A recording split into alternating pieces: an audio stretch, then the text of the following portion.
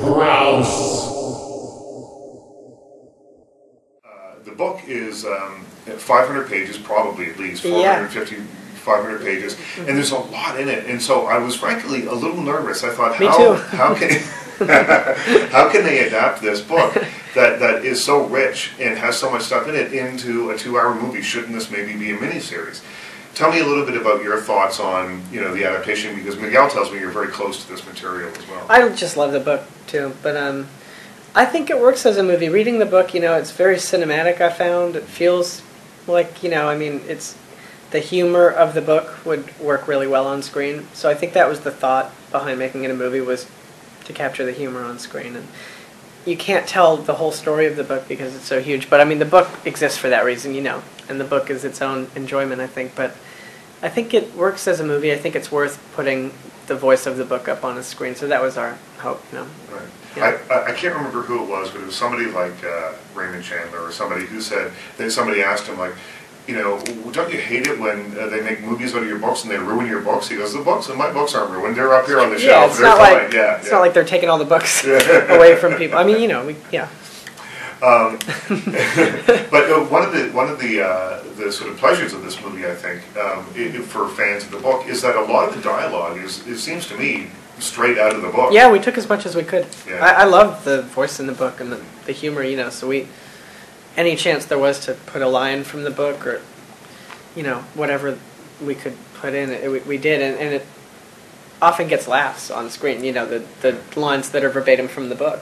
So that kind of proves, I think, that it works as a movie, just the book, Well, it plays well, and often, I mean, dialogue in a book is a much different thing than dialogue in a film. For sure. Yeah. So, but it plays really, really well. Yeah, it's nice when those lines get laughs and when they work. It's a good feeling.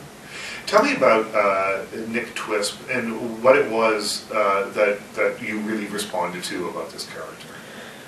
I love the voice of the character, and it's nice when you're reading the book because you're reading his journals, so you're really tapping right into his mind, and feels almost like you're sort of feeling the thought process of the author of C.D. Payne, and when you're reading any book, you're kind of getting a sense of what's going on in the author's head, right, in a very personal way.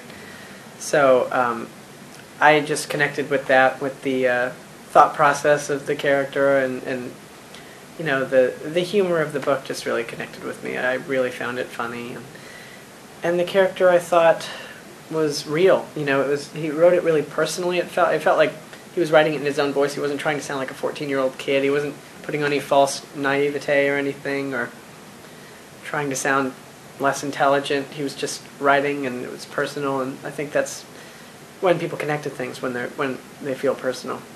Well, it's such an interesting thing, I think, because when you're 16 and 17 years old, which are essentially the ages of the characters in the book, or in the film, everything takes on a really heightened importance. It's a very passionate time in people's lives. Everything feels desperate, and you're right. Yeah, well, and when you love, when you love something, you really love it. So when you cling, you need to hang on. So the Godard movies that she's got pictures of Jean-Paul Belmondo on her walls, and you love the Sinatra albums.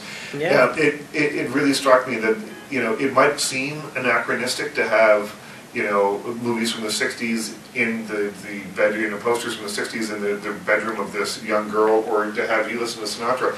But somehow, in the movie, you get the idea that they found them, and that they're both such passionate people, that there was something they responded to, and that they just... And they felt like it elevated them out of the world they're stuck in, right?